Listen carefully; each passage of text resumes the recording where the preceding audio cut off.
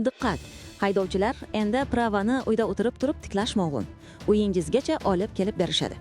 Haydovchilik guvohnomasini yagona portal orqali onlayn tiklash imkoniyati paydo bo'ldi.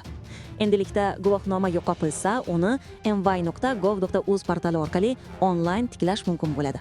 Ya'ni buning uchun yo'l harakati xavfsizligi xizmati binosiga borish shart emas. Buning uchun foydalanuvchi haydovchilik guvohnomasini rasmiylashtirish xizmatida yo'qolgan haydovchilik guvohnomasini tiklash bo'limi orqali ariza yuborishi lozim bo'ladi.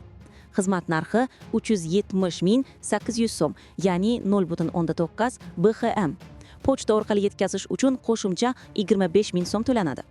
Yangi guvohnoma 1 ish kunida tayyorlanadi, pochta orqali yetkazilishi uchun esa 3 ish kuni sarflanadi.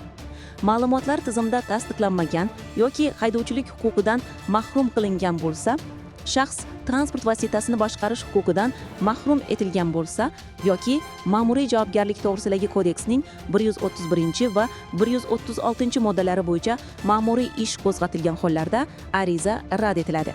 Kanalimizga obuna bo'ling, like bosing va fikringizni izohlarda yozib qoldiring.